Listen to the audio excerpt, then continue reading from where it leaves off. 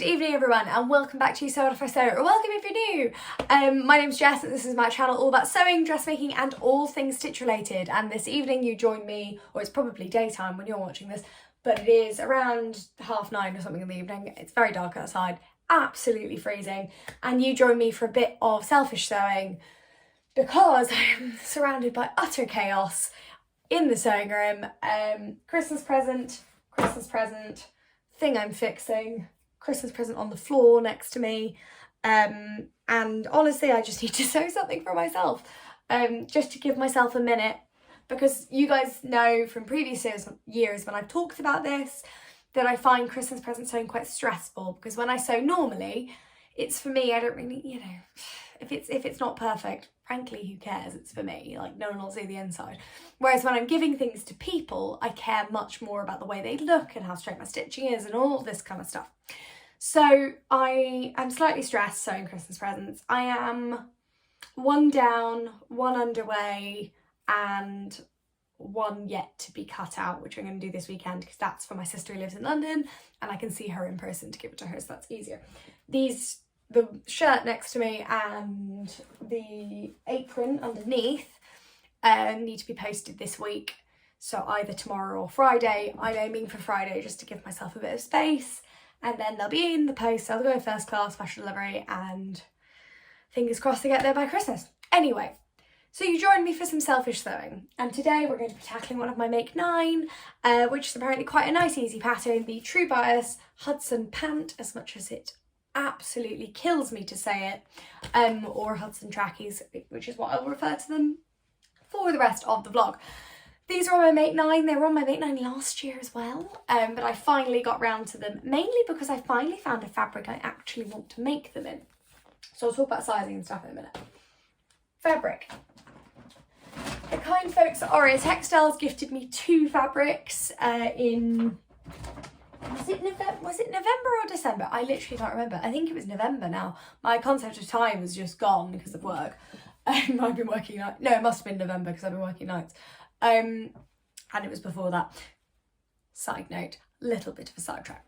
Anyway, they gifted me that incredible like silver lame pleated fabric that I made a jumpsuit out of and I love. They also gifted me this incredible, it's a sage green, it's hard to see in the light, but it's a sage green, really thick, chunky sweatshirting with matching ribbing. Now, I was so excited about this fabric, partly because it's so cozy, but also because it's really cold and I just want to get using something cozy, fluffy, but I wanted trackies that weren't black or grey, or, you know, I wanted something that felt a bit more like loungewear, like a deliberate colour choice and style choice. So I have landed on this gorgeous green sage sweatshirting. I'm aiming to show you a little bit more in the light before work tomorrow so you can see the colour a bit better.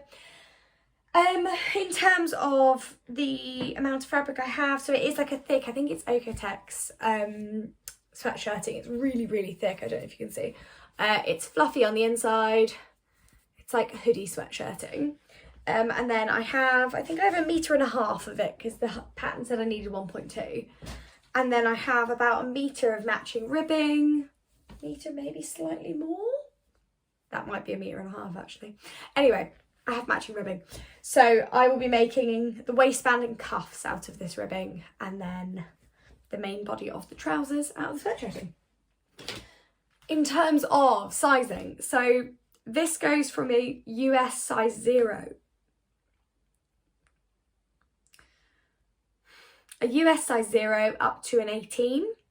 So that is a 26-inch waist up to a 38.5-inch waist. And a 46.5-inch hip, which is... I mean, it's okay, but it could be better. The finished garment measurements, I should say, go from a 37 hip to a 50 hip, but still, like, I feel like it could be a bit more inclusive. It's not the worst pattern out there, but could be a bit better. If you're watching True Bias, it might be time for an expansion. If you've already done one and I've missed it, sorry. That's so reflective. Look at that. Look, I'm telling a ghost story. So I will be making view A, which is the long trouser. There's a view B, which is a shorter one. I'll be making view A, and I'll be making it in a size 2. So that is a waist of 27 inches and a hip of 35. pretty much me, and the finished hip is 38, so perfect, absolutely fine. And the leg length should be okay.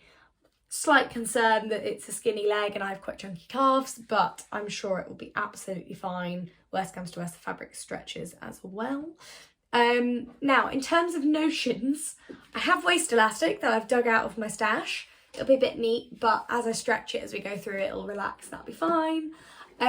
What I do need though is I need matching thread. I don't have any. I've got like thread that is good enough that will do the inside seams and all that kind of stuff, that's fine. But I am going to need to go down to the fabric shop possibly tomorrow in my lunch break and pick up a properly matching thread for this, so I can do, because there's like pocket top stitching. For the way you do the waistband is, if I show you the photo, it's like a fold over and then you do 2 lines of stitching through as a channel for the tie. And I also need some cording to go in the middle to actually act as the tie. So I will crack through as much as I can, and then I will have to take a little detour to the fabric shop. So even more reason to start tonight. So we have our fabric, well, we have our pattern, we have our fabric. Let's get on with it.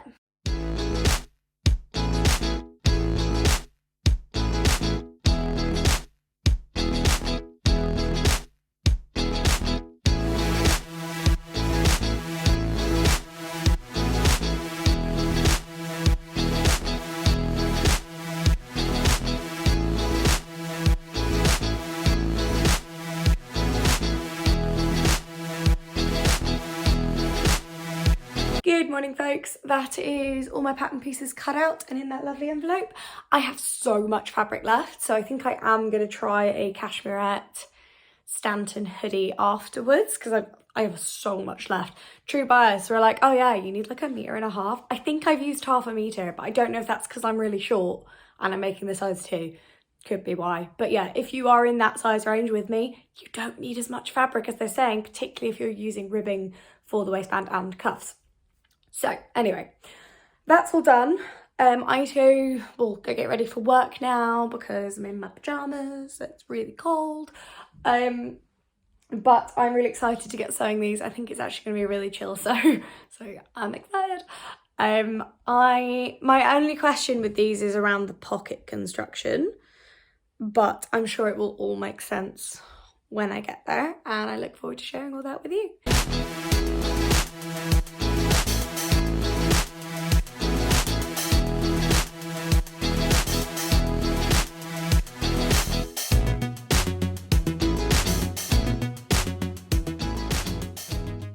So step 1 is our lovely pockets. So these trousers, I was going to be wearing I have a pair of Tesco ones from years ago. They're actually quite a similar design to demonstrate this, but I forgot to, so here we are. What you end up with is an inner pocket like this. It's like a half revealed pocket. How can I demonstrate this? There we go. So on the drawing you can see it's like there's a proper word for these, but like a pocket that's half showing basically. So this is the front, and this goes inside. So all you will see is this bit, and then here will be the front leg of the trouser, and then I have neatly to hand, this is the back of the pocket. They fit together, so it goes back of the pocket visible, inside pocket here with detailing, front of the trouser. That's the wrong way around actually, but like that. So our step 1 is to get our inner pocket, like so, and to attach our pocket detail. I actually considered doing this in ribbing, and I kind of wish I had, but we're here now. I don't mind. So this is what it should look like. You fold this bit in half, wrong sides together, and then you stretch it very slightly to fit along here, and you sew these with the right side of this. You match the seams, so it is right sides together, but this is folded wrong sides together.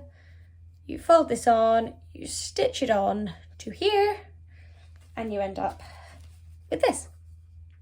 So this is the first step, and then the next bit, because I'm just going to do them together, is you get the front of your Hudson pants. Here we go.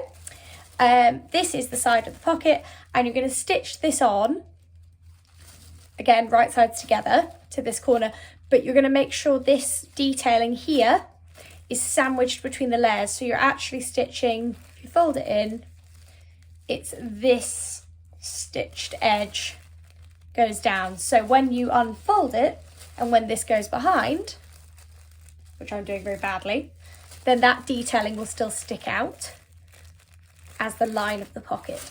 If that makes any sense, I hope it does. I'll do it and then you'll see what I mean. But those are our kind of first 2 steps. So let's get those done together.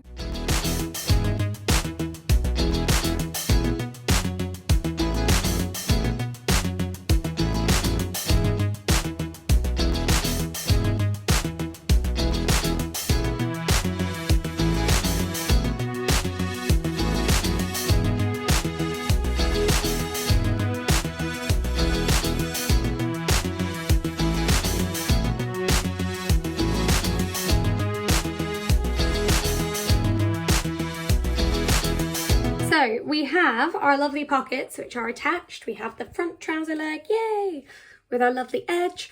And what I've done is I've gone ahead and added the back of the pocket to the other leg so you can see what we end up with.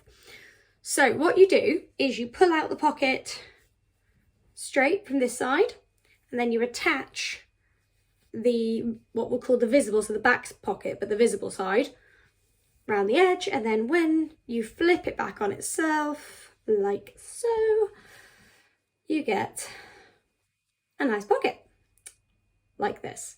So what we do is, I'll show you that in separate pieces. So here we are, pull the pocket out, and then we go right sides together like this. There we go. So then we stitch this on. What I'm going to then do is a quick break. Because I can still access a lot of these seams, I'm going to run them through the overlocker just because they're very, very bulky, and I could do with that just being smaller. I'll then top stitch them down, but from experience, the bulk is just not what I really want. So while this is all still open, I'm going to overlock this bit and round this curve, and then I'll get it to sit flat, because if you look, when I try and make that sit flat, there's just so much bulk in the seam. I could grade it down and trim it out, but there isn't actually that much room because it is a 3/8 of an inch, so centimetre seam allowance. Yeah, so I will attach the back pocket to this side, and then I will run it through the overlocker, and we'll see where we go next.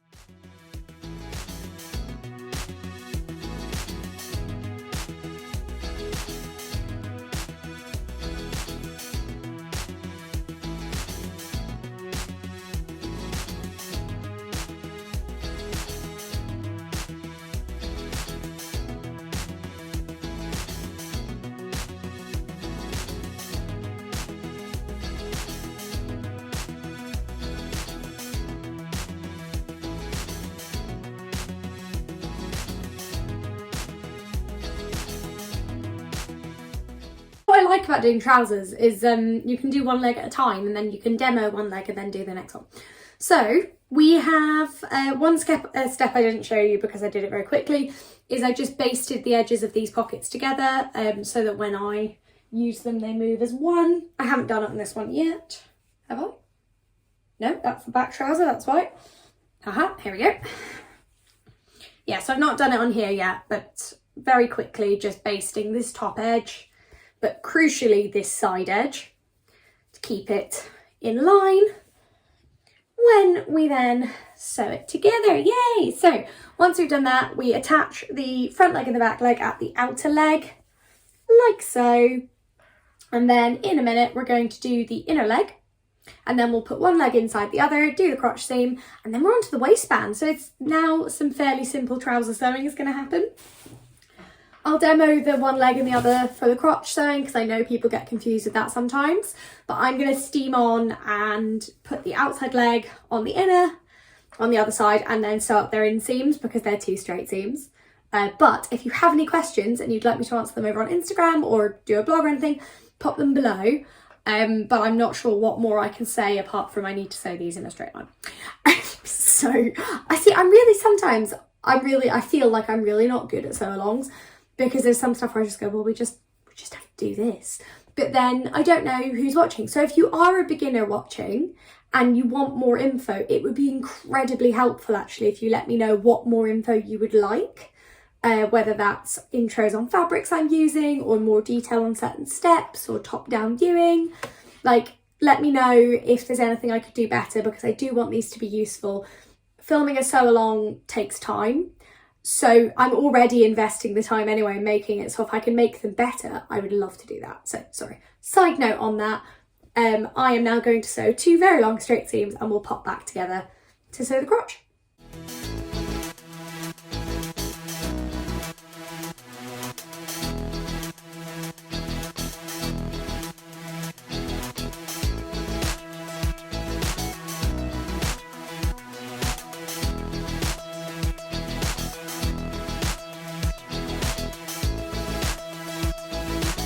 We have 2 trouser legs. Look at that.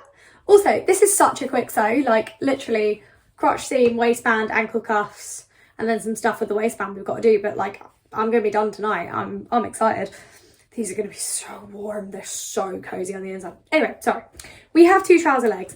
In order to sew your crotch seam correctly, what you need to do is have 1 trouser leg that is right side out. 1 trouser leg that is wrong side out. And what we're going to do is open them up like so.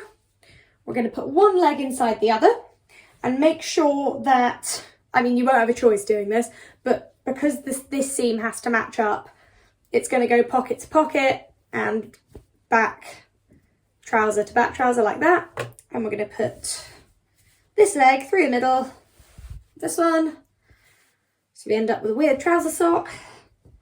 There we go. Right, and then we're going to match up. So, I kind of want to overlock that first. Oh, that's fine, I'll do it later. Right. I'm going to match these up like so. I'm using a lot of clips on this project because the fabric layers are so bulky. The clips just hold them together better a bit and also flatten it for sewing, which is helpful. So we're going to match up the seam like so.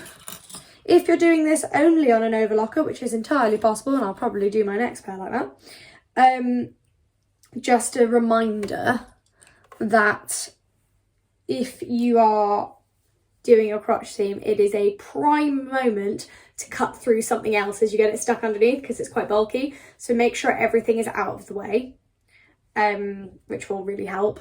It's one of those things that's so upsetting this late in the project as well. So when you're doing it, make sure this bit is flat, everything else is out the way. Go as slowly as you can.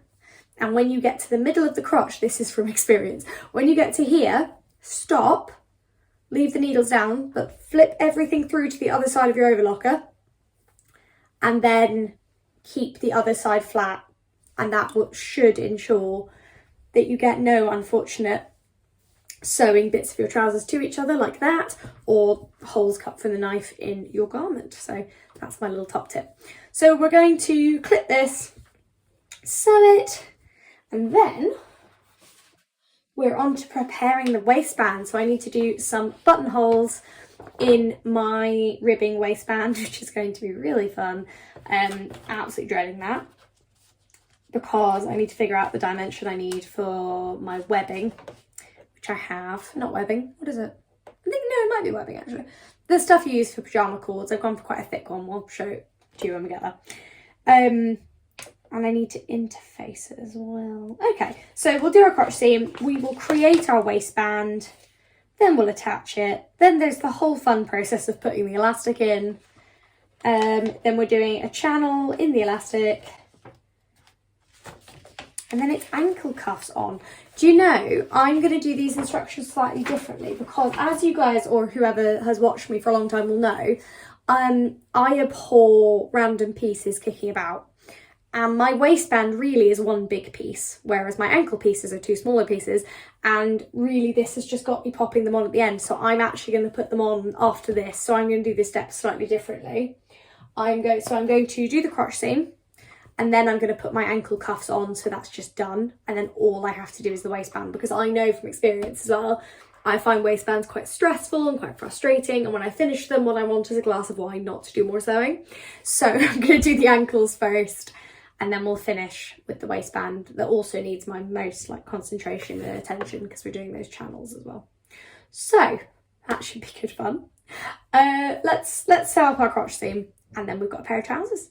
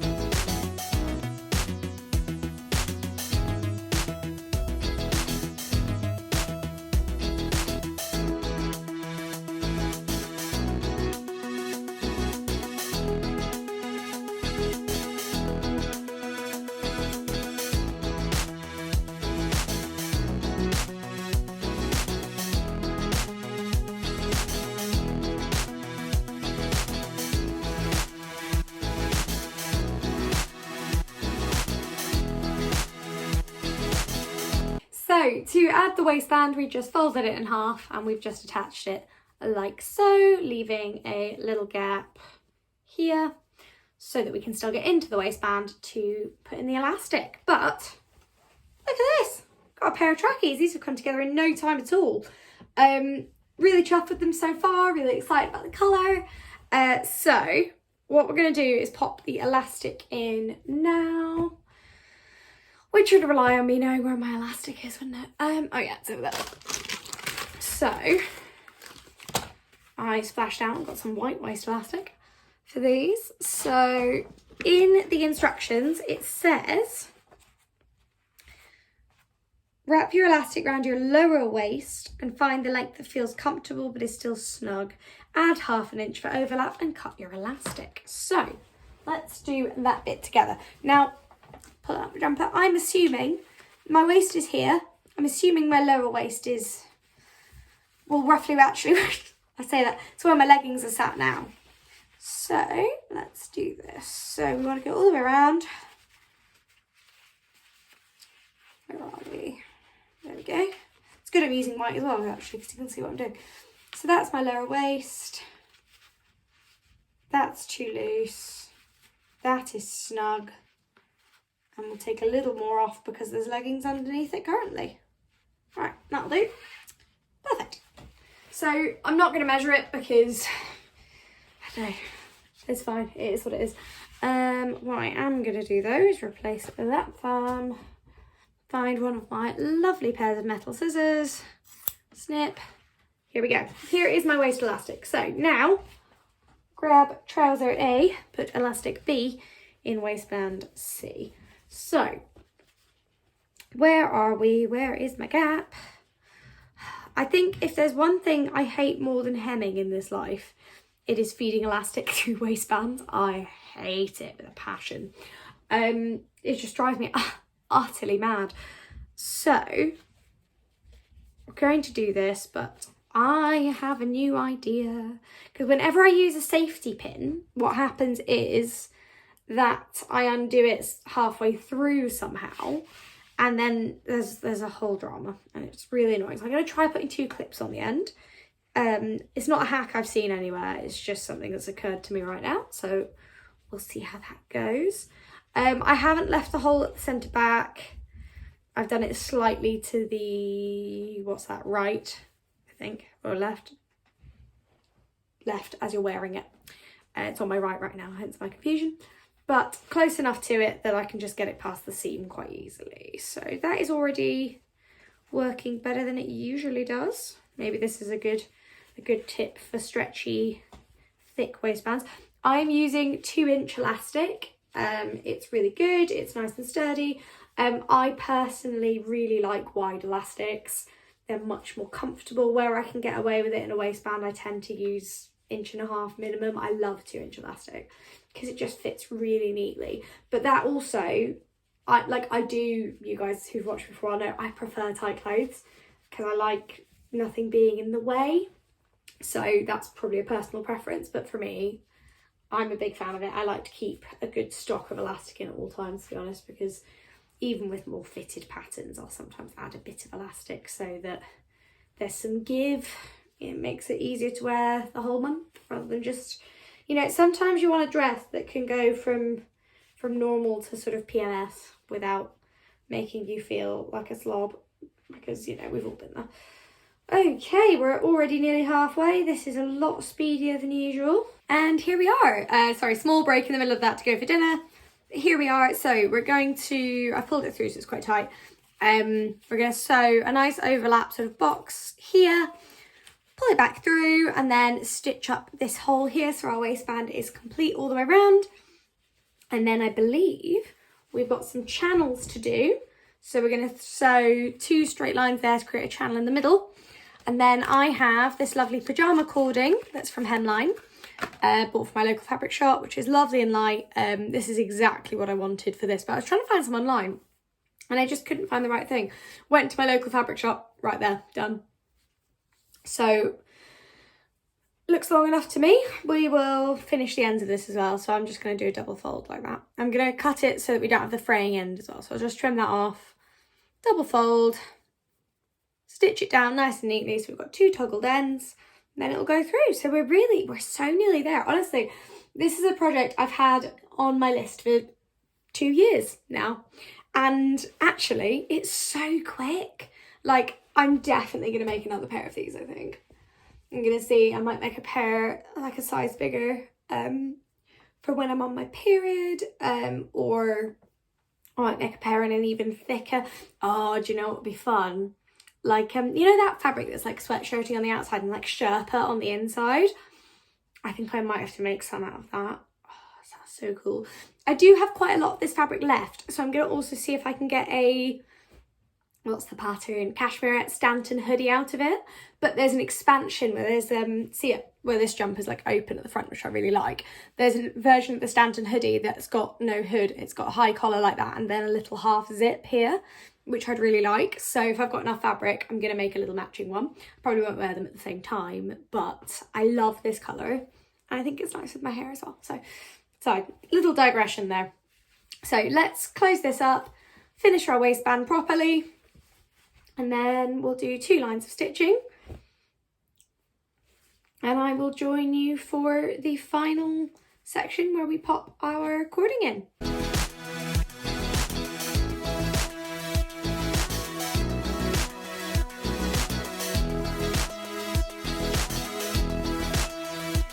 You can't see my face, but that's fine because you can see the trackies. The first thing I would say is they do come up a little bit small. I've done the right seam allowance and everything, but they do come up quite tight. So I would just bear that in mind. I'd probably size up. My second thing is I've realised I've actually done my buttonholes too low without realising. So I can't do the channeling because I'll only be able to do 1 layer and that'll look really weird. However, the fit's not bad. So I think I'm just going to put the, what's it called, cording in now. And just have it like this actually, because they fit nicely, they're comfortable. Oh, they're really, really comfortable actually, I'm a big fan of this. But yeah, so I think I'm just going to put the cording in. But this is their fit currently, which is not bad. They are tight. But I would say that I also am on my period as well, so I'm a bit bloated. So I wonder what the fit will be like when I've worn them a bit, when the jersey's stretched, and when I'm slightly less sort of, I'm about 90% water retention. So we will see how I get on. But they are really they're so cozy already. I would say they're less like I have a pair of trackies from Sweaty Betty that are really big and they're like cozy and they're huge around me. They're like very baggy with like tight ankles. I love them. Whereas these are more like trackies I used to have from Jack Wills when I was younger. They're more like tights or leggings, like they're a much closer fit, but they are very, very cozy and I am a big fan. So I'm going to pop the cording in and then we'll be finished, which is so exciting. And then I'll pop some photos in the morning, in the daylight, so you can see the colour and the fit a little bit better.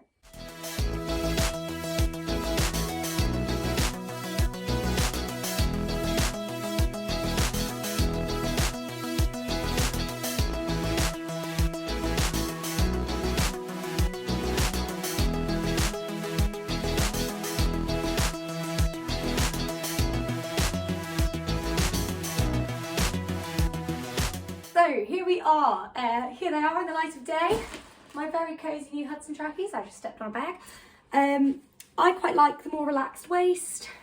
The cording is still really useful, it still keeps them up because they are a slightly, I would say they're a sort of low hip fit. I would love it if there is a high-waisted hack for these.